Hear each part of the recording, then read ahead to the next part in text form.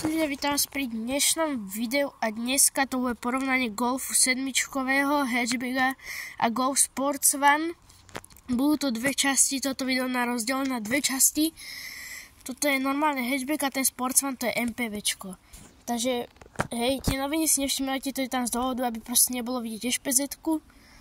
No a pozerajte, toto je 2 liter diesel, tento Volkswagen Golf, a vlastne má už nejakú tú výbavu, podľa tejto lišty to spoznáte na Golfoch a vlastne na väčšina Volkswagenoch trocha nám poprchá, ale to nevadí. A mne osobne sa veľmi páči, vidíte, že tá strieborná lišta sa mi takisto páči. No, tuto na všetkých autách táto bodka, tak to je proste senzor, buď parkovací, cúvací, alebo neviem, jaký, hociaký. A ešte sa mi páči, že túto striebornú lištu takto potiahli až sem. A má to elektróny. Vidíte? A mne sa mega páčia. A teraz sa poďme presunúť do zadnej časti, alebo nie, najskôr ešte na oboku si povieme. Vždy, keď sa toto auto zamkne, tak sa mu sklopia spätné zrkadlá. Takisto má to odomýkanie na diaľku, že proste máte kľúč vo vačku a proste iba prídete a otvoríte. On to rozpozná, proste, že či, ako blízko je ten kľúč. No, potom ešte zo zadu, vidíte, tu je plaketka Golf 2 liter diesel. Má to dosť pekné svetlá. A ešte čo je super, tak sú tieto výfuky, že to má 2. Na tom Sports One je iba 1. No, teraz si otvoríme kufor. Že aký veľký je. Je menší oproti Sports One, pretože predsa len Sports One MPVčko, tu máte takéto svetlo. Ďalšiu voľakú nabíjačku, asi, alebo čo to je. A takýto priestor tu je. A tu je proste trojuholník. A to je z kufru všetko. Teraz sa poďme presunúť do interiéru.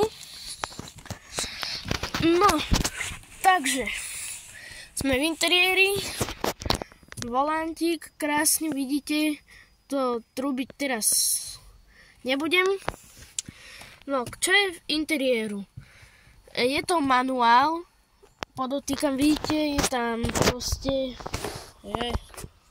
spojka, brzda a plyn. Plus tu je radiaca páka. Tu je tlačítko na štartovanie. Není to na kľúčik, je to na štartovací tlačítko. Vidíte, tuto nemá ten otvor na kľúč. No, ale má to ešte analógový kokpit. No, ja by som povedal poloanalógový, lebo tu je displej už a nie je to celé digitálne. Takže tak, a túto to má tlačítka, čo si môžete nastavovať aj na displeji. Tuto si môžete pomocou týchto tlačítiek dať čo nastavovať, všeličo. No, tuto je potom úložný priestor takýto. Taká prehľadka, počkajte.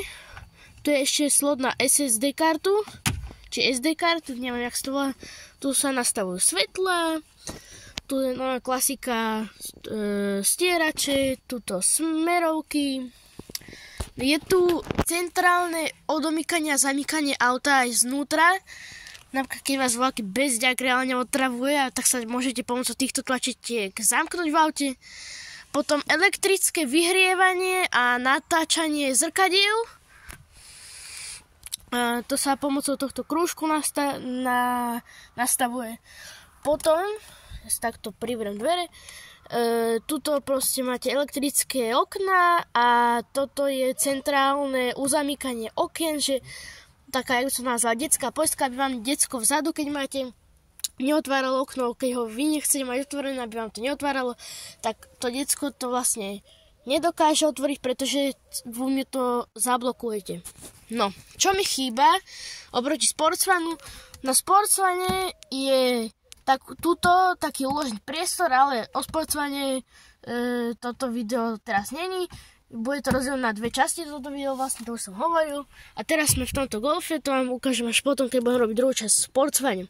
No, Takže teraz poďme tuto, máme takúto priehradku voľakú, cup holdery, dva sú tu. Potom tu je takáto, čo sa dá otvoriť. Hej, tu sú naše nejaké ďalšie, čakaj. Ďalšie nejaké dva sloty. Zatvoríme. Navigáciu si to môžete nastaviť všeličo rôzne. Je tu potom takýto odkladací priestor. Takto stlačíte na okuliare. Zavrieme, klasické svetla, blablabla. Potom má to na tejto, vidíte tu svetlo a keď otvoríte, tak sa vám rozsvieti svetlo a keď zatvoríte, sa zhasne. Takže to je tak, normálne rúčku tu máte, sedlo je nastaviteľné, no ako normálne v golfe.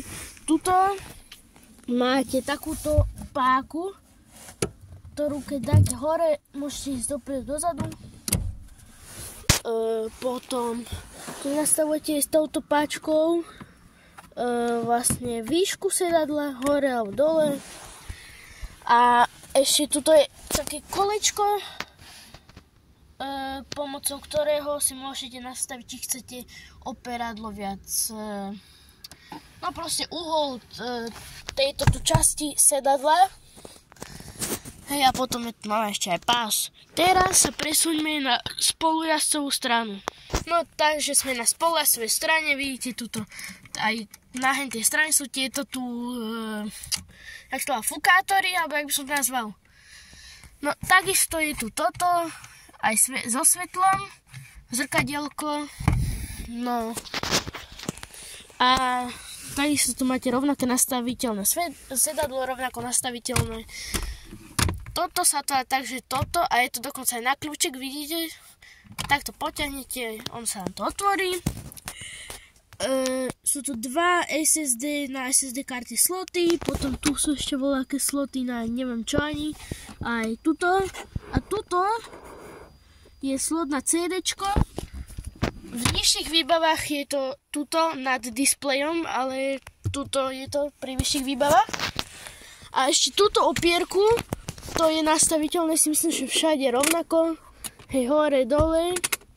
Takto, keď vám to lupne, máte to vyššie kúsok. Nemáte to zatvorené a môžete to takto potiahnuť. A môžete to mať vlastne takto bližšie k páke radiacej. Takto my to teraz zavrieme. Tu sú asi tiež nejaké dva sloty, ale neviem čo. Ja viem iba to, že neviem nič, sú tu servitky.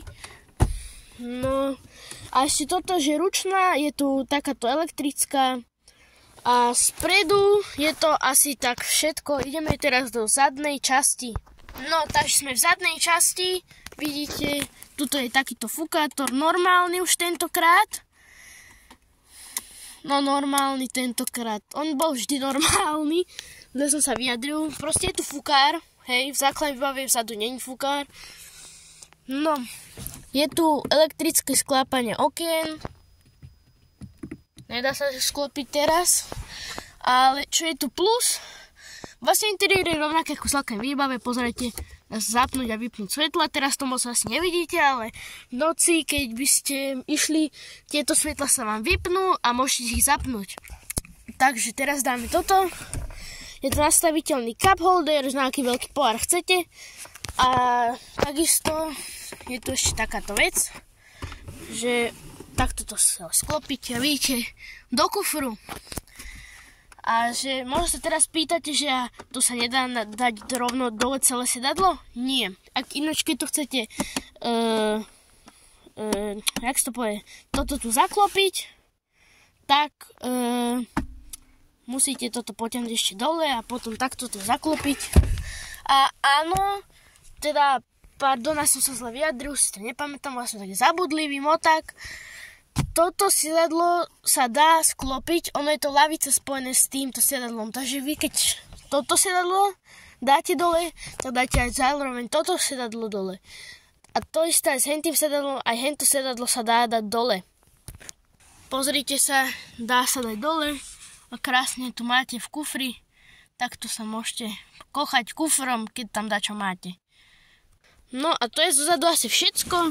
tuto je proste nejaký ďalší úložný priestor a tu som našiel aj krytku na tento Isofix. Pozerajte, tam pasuje, tu sú iné Isofixy, veľmi dobrá vec, keď máte dieťa. Tam môžete vlastne zaháknuť, no jak sa to volá, detskú sedačku. A teraz sa ideme pozrieť do kapoty. Aj tie elektrony sa mi tak páčia. No, každopádne ideme si otvoriť kapotu. Túto páčku takto potiahnete, ale netreba urvať. Ako ťažko to ide. Čakajte, skúsim si sadnúť a takto. Možno to pomôže, možno nie. Nechcem urvať. Fú, je to dosť ťažké. No, nebudem to radšej otvárať, nechcem to urvať. No, takže toto bol asi bude koniec videa.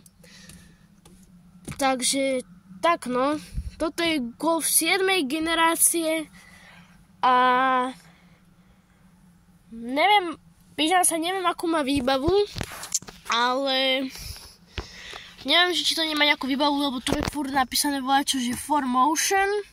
Neviem, či to znamená 4x4, alebo či to je iba prednáhon, lebo som nový Golf 8. generácia, čo sa vyrába, je aj so 4x4 náhonom. Takže neviem, no. No, kapotu sa mi otvoriť nepodarilo, ale to nevadí. Možno by sa mi to podarilo, ja sa bojím, že urvem tú páku. Takže toto bude asi z dnešného videa všetko a vidíme sa pri druhej časti, kde vám ukážem, čo všetko je Sportsfan, ale to je základná výbava. Takže čaute.